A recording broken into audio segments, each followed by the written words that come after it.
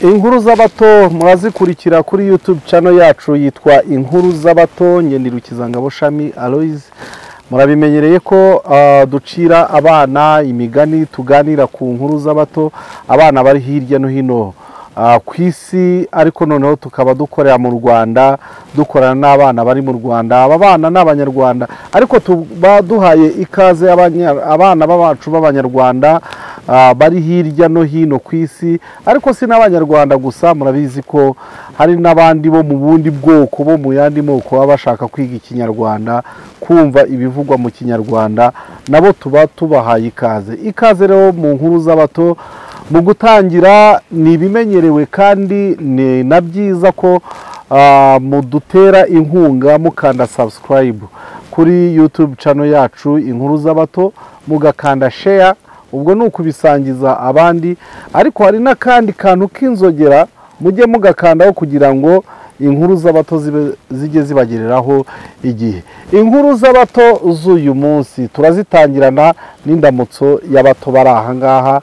Reka dusuhuza abandi bato bari hirya no hino ku isi, tubasuhuza tuti muraho mutikaze mu nkuru z'abato. Ikaze mu nkuru z'abato. Uyu munsi tugiye kuzitangirana n'umugani. Umugani dutangira ngo iki? Bacira umugani.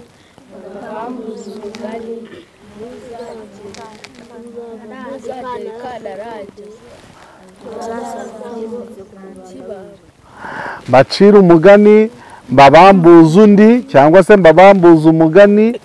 Nuzava ikantarange cyangwa se gacamigani, azasange ubukombe bw'umugani buziritse umugani ukaze cyane, ubukombe bwawo rwose basange ukiziritse ku muganda w'inzu. Ngibyo rero ngayo. Uyu munsi rero kera habayeho Imana, yo yabayeho kera birumvikana, ariko mu biremwa Imana yari ifite mu ijuru hari harimo inkube ebyiri.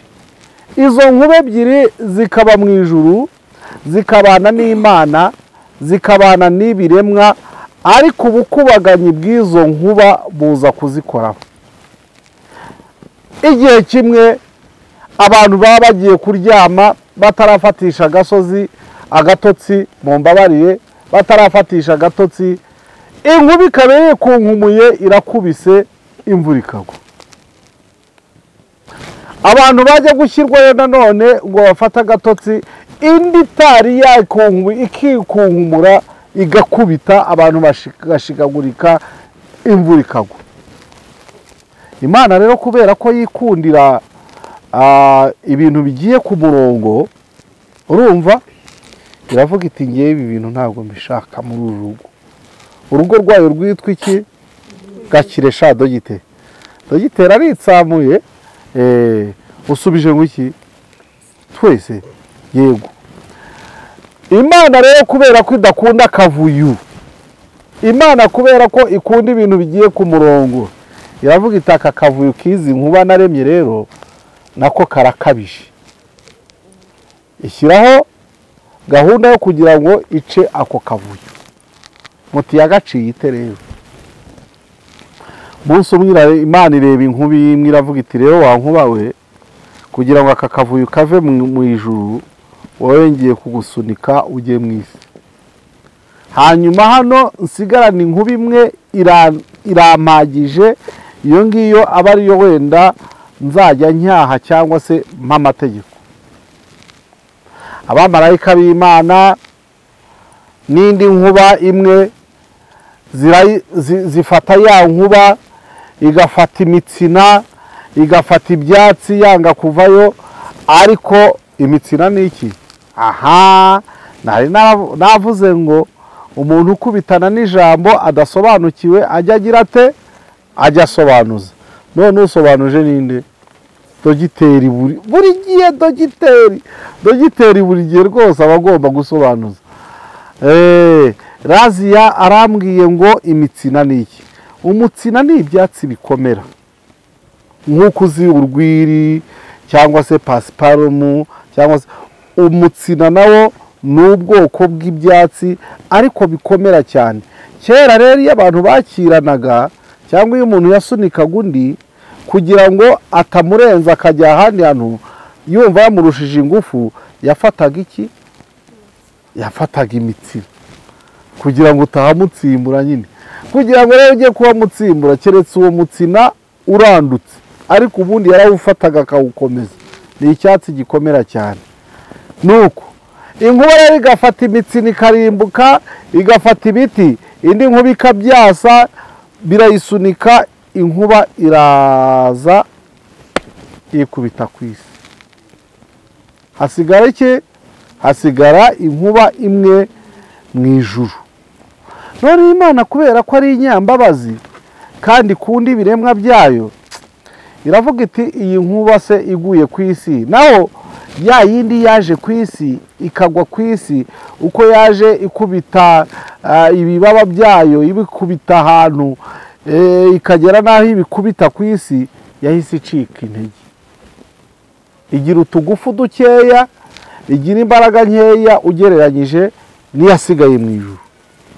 Imana rero iravuga iti urugomo rw'izi nkuba, buriya iyi nkuba yasigaye ahangaha izajya ihohotera iki? Izajya ihohotera iyagiye ku isi, iyikubita iyiziza ubusa. Nibwo rero yahaye itegeko iyo ngiyo, iravuga iti rero wa nkuba we dusigaranye ahangaha, rwose ndakwinginze kandi ndagusabye utazahohotera iriya nkuba yagiye ku isi. None inkuba yagiye ku isi ikajya igira ngo iracyafite za mbaraga, ikikunkumura iki? Ikikunkumura ikikunkumura, yaba igiye gukubita, reka da, igasanga irimo gukubita amababa gusa, ahubwo ikikunkumura ikongera ikikunkumura kubera bwa bukubaganyi bwayo, yajya gukubita igasanga irakubita amababa, igasanga nta kivamo. Uzi ukuntu iyo ikubise gutya yabona nta kivamo, uzi ukuntu ibigenza? Irarira. Uraseka? Irarira. Urumva iba yibutse yaraje ihinduka isake, kwa kundi rero ikubita amababa, yayakubita yajya kugira gutya ngo ikubite n'imvura igwe, igasanga nta tubaraga igifite. Hanyuma nyine kwa kundi muvuga ngo irabitse, burya nukurira ivuga iti ukuntu nari ifite imbaraga kera, nkakubita imvura ikagwa, nkikunkumura imvura ikagwa, none ndikunkumura nkabona nkubisa amababa gusa, bikayibabaza rwose. Iyo mu ijuru iravuga iti se wa Mana we, buriya kugira ngo nzajye menya iriya nkuba yaguye ku isi ko yagiye ingufu zayo zikabura, ku itakiri nini nkanjye nzajya nyibwirwa n'iki?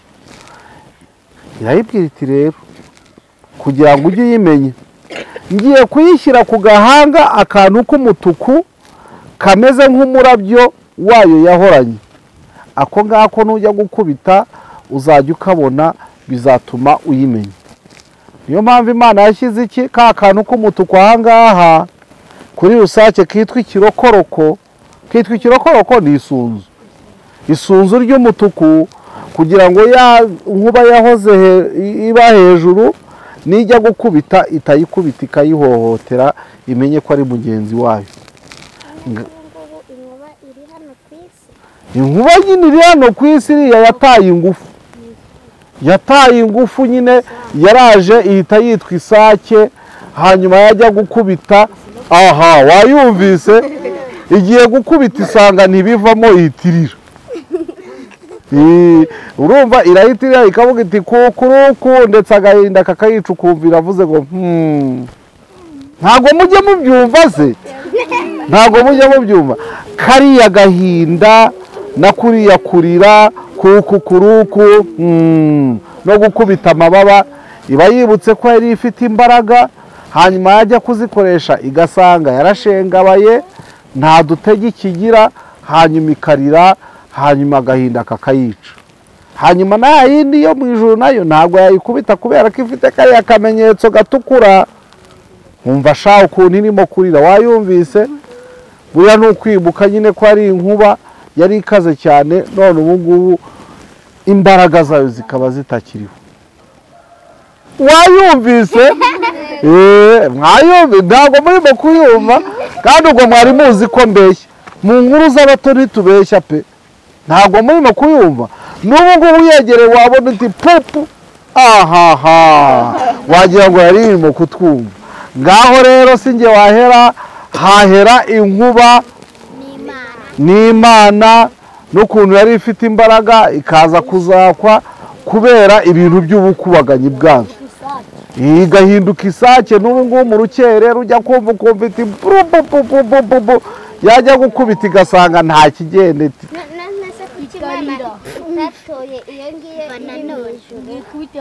iyikubite hasi Imana yahisemo kubw'ubushake bwayo nyine ntabwo wayihakanye ivanamo imwe aba ari yikubita hasi indi irayisigarana yarasigaranye yari yitonda yarasigaranye yari yitonda oya yahisemo gusa pe yahisemo gusa nk'uko umuntu yaza agahita muri mwebwe akavuga ngo uyu nguyu naze tugenda abandi basigara aha ngaha kubw'ubushake bwayo nuko nguko yabikoze sinjye wahera hahera umugani mumpa amashyi ariko isake wenyine nuko nguko byagenze inshuti bakunzi b'inkuru z'abato ni aho ngaho dusoreje umugani w'uyu munsi murumva ko isake ari inkuba yagize ibibazo n'ubu ngubu bijya gukubita amababa yasanga itagifite za mbaraga ikarira ikicwa n'agahinda ariko nyine nuko nguko Imana yabikoze inkuba yikubise mu isi ifite umumaro wayo niyasigaye hejuru nayo ifite umumaro wayo irakubita imvura ikagwa mukomeze mukande subscribe kuri YouTube channel yacu inkuru z'abato mukande share mukande niyonzogera kugira ngo ibiganiro byacu bikomeze kubageraho 5 kuri 5